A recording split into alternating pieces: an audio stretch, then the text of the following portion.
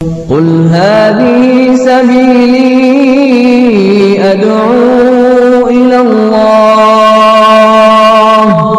على بصيرة أنا ومن اتبعني وسبحان الله وما أنا من المشركين.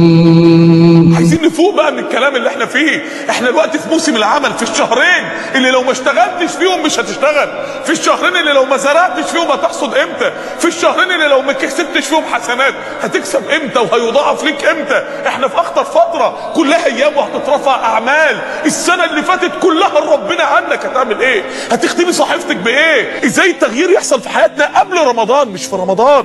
والذين يبيتون لربهم سجدا وقياما. عايزين نشتغل، عايزين نتشعب في كل شعب الايمان في شهر شعبان ده اهو، عايزين نجتهد، عايزين نجيب اخرنا، عايزين ندخل رمضان واحنا بتوع شغل، بتوع شغل مش كلامنجيه. كفايه كلام بقى، كفايه الكلام اللي ضيع الامه، الكلام اللي ضيعنا، الكلام اللي خدرنا. عايزين نزيد، عايزين نشتغل. ايدك دي تعبت قد ايه عشان ربنا النهارده؟ رجلك دي وقفت قد ايه عشان ربنا النهارده؟ عينك دي بكت عشان ربنا النهارده قد ايه؟ ودنك دي سمعت عن ربنا النهارده قد ايه؟ قلبك ده حس بمعاني تجاه ربنا النهارده قد ايه؟ احنا لسه نقعد نتكلم؟ خلاص كفايه كلام، كفايه كلام. مصير الكلامنجيه وحش قوي يا جماعه. كلام يا امه محمد. انا بكلم كل ملتزم مع ايقاف التنفيذ، بكلم كل ملتزمه مع ايقاف التنفيذ. يا جماعه الدين شغل، الالتزام عمل. عايزين نشتغل، عايزين نعمل يا جماعه، عايزين نجتهد يا اخواني باذن الله سبحانه وتعالى. انما نصاب الكلام ده اللي مقضينا كلام. الالتزام يا جماعه ان انا اجري في طلب العلم واجري في الدعوه الى الله واشيل فلوسي واجيب بيها حاجات في الدعوه واوزعها على الناس.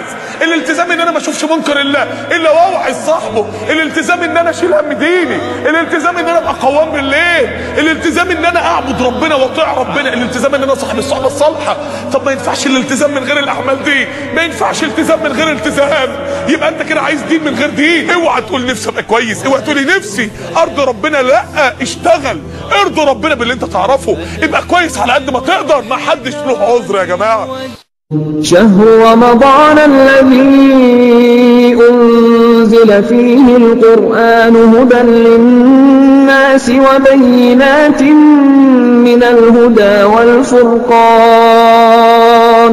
فمن شهد منكم الشهر فليصم ومن كان مريضا أو على سفر فعدة من أيام أخر يريد الله بكم اليسر ولا يريد بكم العسر ولتكملوا العدة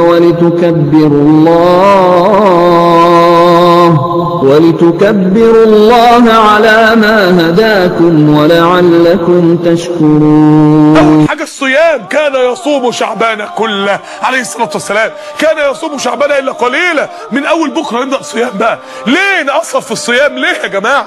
ده فرصة رهيبة. طب الرسول كان بيصوم ليه؟ استعداد لرمضان ماشي، بس كان في حاجة أخطر. إيه هي؟ إن كان رفع الأعمال بتاعت السنة كلها في شعبان، في شعبان. والرسول صلى الله عليه وسلم كان يحب أن يرفع عمله وهو صائم. هترفع امتى؟ الله اعلم. يبقى احنا نعمل ايه؟ يبقى احنا يا جماعه، انا عايزك تجيب ختمه قران قبل رفع الاعمال. انا عايزك تجيب ختمه قران كده، تختم المصحف ده قبل رفع الاعمال. يتختم صحيفتك وهي طالعه ربنا سبحانه وتعالى بختمه قران، وفي نهايه الختمه تدعي بالمغفره والتوبه والصلاح والهدايه والقبول. انا عايزك تموت نفسك في العمل الايام دي. كفايه كلام يا ابو محمد. وفي مقلتي حنين